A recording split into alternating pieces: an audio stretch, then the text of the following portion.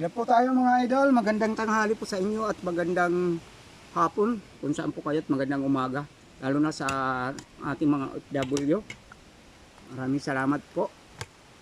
Nanyayahan ko po kayo, dito po ako, nagtula po ako ng manok. Manok na po talaga linuto ko. Yan o. Tapos, sa buwang po. Para titikman ko naman kung anong lasa ng manok. At siyempre mayroon din po tayo sili. Siyempre, yung aking naman, tikman muna natin isabaw.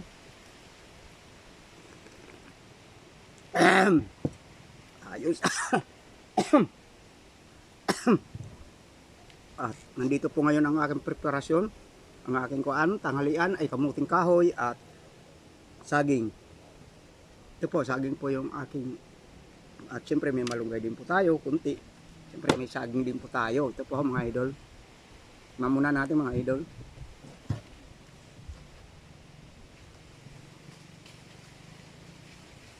Oh. Yung saging. Lakatan po idol.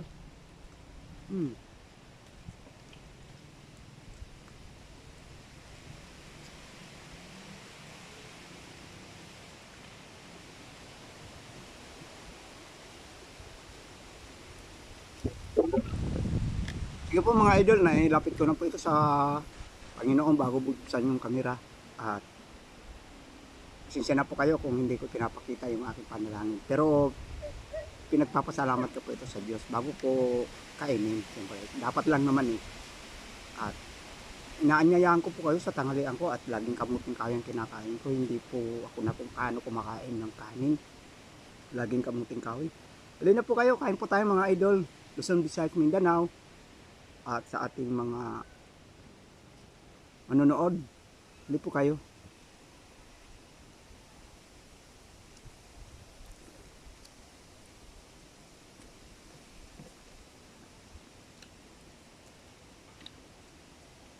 Nagkaan ako, bumili ako sa palengke ng manok. Mga idol, yung mangtuan talaga, yung matigas na manok kasi mas ganda yun kasi mas masarap ang sabaw nun. Kailangan mo nga lang palambutin. Eh sa akin ay wala namang problema, kahoy naman ang ginagamit ko. Eh siguro sa mga nandyan nga kalan, silin at wala silang pressure cooker, eh siyempre doon na sila sa malambot kasi madali maluton. Pero mas malasa pag ang kinakain mo ay yung tinutulang manok ay kuam. Yung matigas.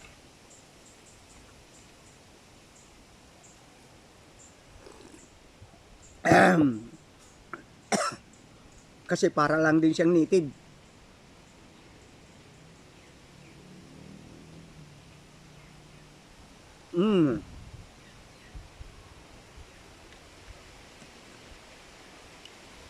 Tinalo ko mga kapayas. Ano? Payas. Nakinalo.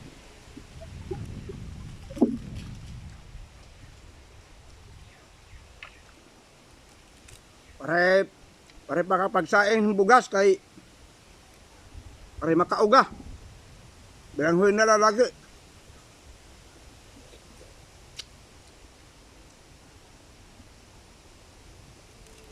At pare may adak ang mulinohon. Aray, dirubaan kuan ni mano niya yung mulinuhan. San Sebastian. San Sebastian Samar. Ruba, kaya di na makapagpamulino.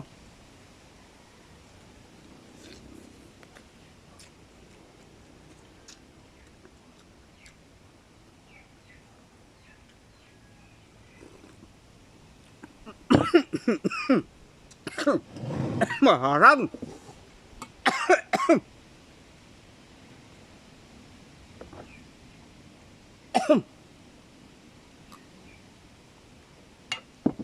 Harang mga idol.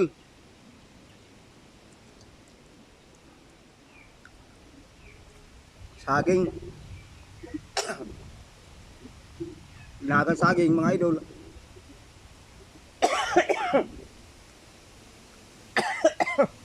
Napilit. Lalamunan, kamarang.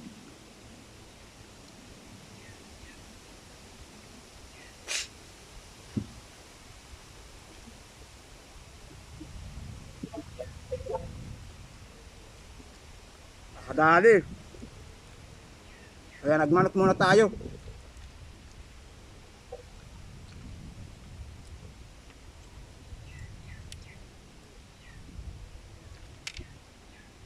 Tinikman ko kung anong lasa ng manok. Sarap pala.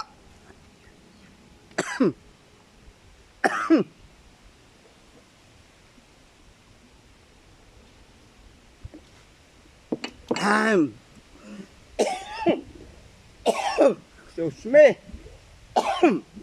Harang oy.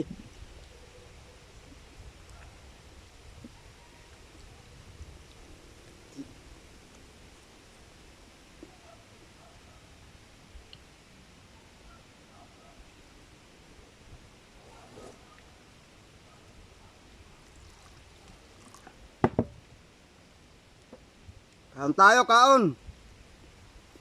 Paningod tohon, bilangoy.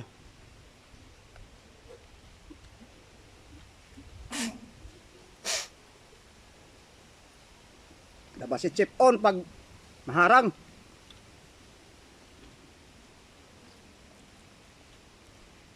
Kain tayo guys, kain.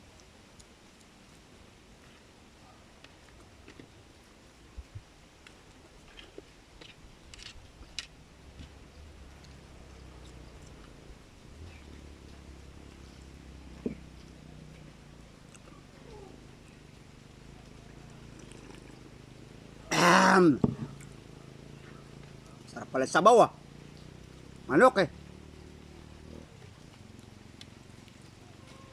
Mauram pa, uuranon pa ako.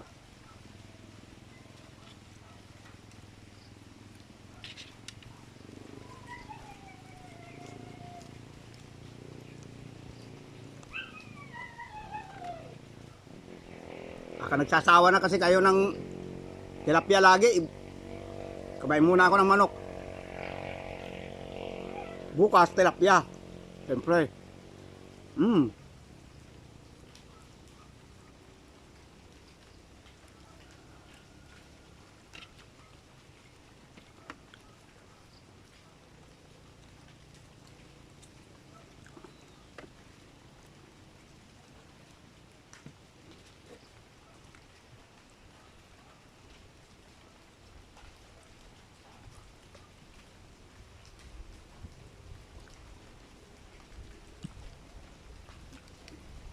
Marunong din ako kumain ng manok, mga idol, pag paminsan-minsan nga lang, wag naman araw-araw. Kasi alam ko eh, kaya umiiwas, medyo iwas din ito sa katawan ko eh.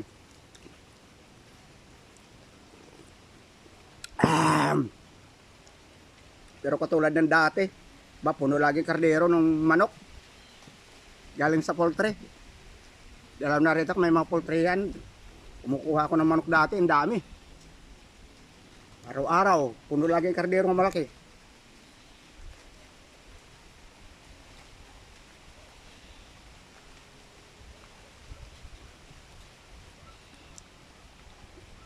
Naluwag.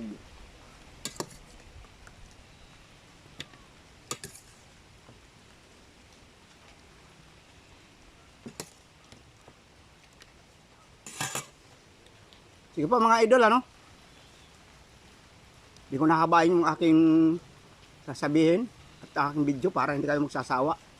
At sana mga idol, nakikiusap po naman ako sa inyo kung ito ay dadaan po sa inyong sa inyong Facebook page, ay sana paki-follow naman mga idol at paki-react naman kung saan umabot yung aking ginagawa.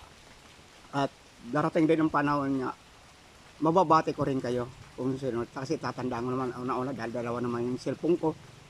Kahit nagkukan ako, pwede kong basahin dong para yung mga react ay mabasa ko. Ganun pa man, at naglalambing po ako sa inyo. Kung saan kayo magsasawa. Sa lahat na nanood, maraming salamat po sa inyo. At hanggang dito na lang aking video. I love you all sa inyo. Milyong salamat sa Diyos sa inyo mga idol. Ingat po kayo lagi dyan. Sige po mga idol, bye bye po.